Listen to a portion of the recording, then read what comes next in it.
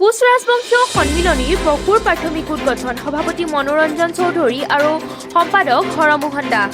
অসমৰ ভূমিপুত্ৰ কোচ ৰাজবংশীয় লোকসকলক অতি শীঘ্ৰে অনুসূচিত জনজাতিৰ মৰ্যাদা প্ৰদান কৰিবলৈ আজি চৰকাৰক আহ্বান জনাই কোচ ৰাজবংশীয় কেইবাটাও জাতীয় সংগঠনে আজি কোচ ৰাজবংশীয় সন্মিলনীৰ গুৱাহাটী জিলা সমিতিৰ অধীনৰ বকুৰ প্ৰাথমিক গোটৰ বাৰ্ষিক সাধাৰণ অধিৱেশনখন অনুষ্ঠিত হয়।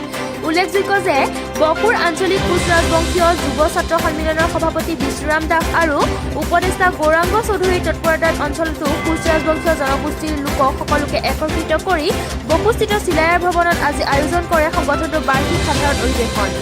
বকুৰ প্ৰাথমিক গোটৰ সভাপতি ৰমেশ চন্দ্ৰ ডেকাৰ পৌৰোহিত্যত অনুষ্ঠিত হোৱা সাধাৰণ সভাৰ আগধৰে জিলা সমিতিৰ সাংগঠনিক সম্পাদক গৌৰাংগ চৌধুৰীয়ে সভাত জনগোষ্ঠীটোৰ সাংগঠনিক বিষয়ৰ ওপৰত আলোকপাত কৰি জাতীয় স্বাৰ্থত সদায় সজাগ হৈ থাকিবলৈ বিষয় বাছনি সভাৰ জৰিয়তে মনোৰঞ্জন চৌধুৰীক সভাপতি, চন্দ্ৰকান্ত দাসক উপসভাপতি, হৰমোহন দাসক সাধাৰণ সম্পাদক হিচাপে লৈ গঠন কৰে বকুৰ প্ৰাথমিক গোটৰ পৰিচালনা সমিতিখন।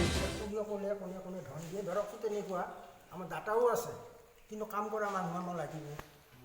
গতিকে আমাৰ নতুন কমিটিয়ে নতুন উৎসাহেৰে কাম কৰক। আৰু এটা মই ক'ব খুজিছোঁ কি, সভাত জনগোষ্ঠীটোৰ সাম্প্ৰতিক পৰিৱেশৰ ওপৰত আলোকপাত কৰে। সভাত অনুপ্ৰম দাস, ভৱেশ দাস, কৰ্মেশ্বৰ দাস, ৰামকৃষ্ণ ডেকা, বকুৰ আঞ্চলিক কোচ ৰাজবংশীয় মহিলা সমিতিৰ সভানেত্ৰী ৰীনা ডেকা, সাম্প্ৰদিকা মঞ্জুলা দাস, আঞ্চলিক কোচ ৰাজবংশীয় ছাত্ৰ সন্থাৰ সভাপতি গড়কৰ্ণ দাস, প্ৰাক্তন সভাপতি ৰিংকু দাস, দেৱানন্দ দাস আদিকে ধৰি বহুকেইজন জনগোষ্ঠীটোৰ লোক উপস্থিত থাকে। সভাত জনগোষ্ঠীটোৰ বক্তাসকলে অসম চৰকাৰে অতি শীঘ্ৰে কোচ ৰাজবংশীয় লোকসকলক অনুসূচিত জনজাতিৰ মৰ্যাদা প্ৰদান কৰাৰ আহ্বান জনাইছে। অন্যথা সমাগত অসম বিধানসভাৰ নিৰ্বাচনত চৰকাৰৰ বিৰুদ্ধে ভোট বৰ্জনৰ সিদ্ধান্ত গ্ৰহণ কৰিব বুলি ঘোষণা কৰে।